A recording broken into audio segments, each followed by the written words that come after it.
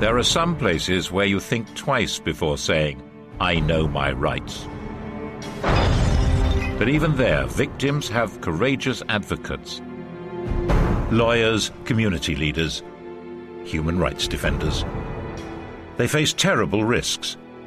25 Colombian human rights lawyers are killed every year. Mexicans defending human rights are in danger. So are Nepalese.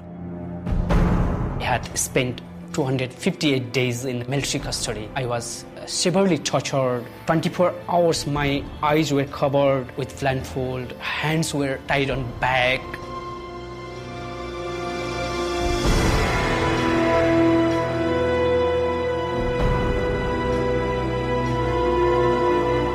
Peace Brigades International works on the protection of human rights defenders in 5 different project countries: Colombia, Guatemala, Mexico, Indonesia, Nepal. PBI works by fielding a team of international volunteers. There were 3 methods that we used to help human rights defenders who were at risk. Those 3 methods were informational accompaniment, political lobbying, and physical accompaniment. So informational accompaniment involved sending letters of alert. That will unleash a series of consequences, and there's less chance that those corrupt agents can get away with what they do. And the political lobbying essentially occurs to try and spur the international community to react to the cases that we're working on. Physical accompaniment happens when the human rights defender is actually physically at risk. Peace Brigades is based on the principle of non-violence. So we embody that principle by being unarmed. So PBI, instead of bearing arms, we bear vests. But those PBI badges are more than just a label. And potential aggressors, whoever they may be, know exactly what lies behind them. The word international means just what it says.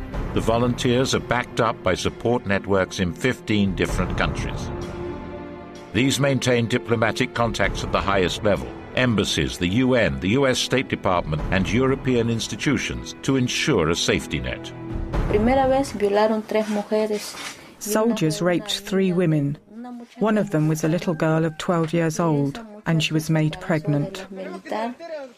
Obtilia denounced the rapes and was threatened herself. But with PBI protection, her lawyers were able to successfully bring the case to an international court.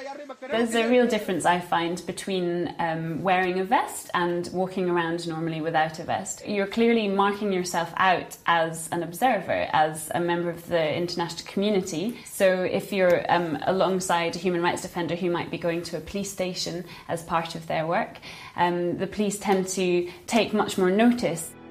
PBI volunteers are a symbol of international concern about human rights abusers who have little fear of justice.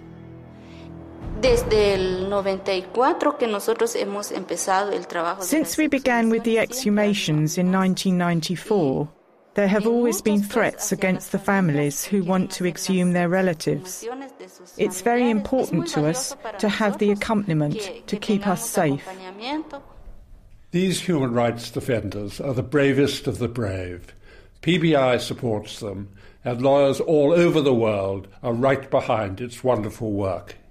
I have fresh memories when I got trouble and first time I've been to UN office, OSCHR office, requesting supports. They suggested me, they recommended me to go to PBI office. PBI provides a deterrence effect to open up the space for human rights defenders to work in. PBI's job is to ensure that there are no attacks. No news is good news. It takes enormous courage and dedication and unwavering international support so that the truly brave defenders of human rights can do their work.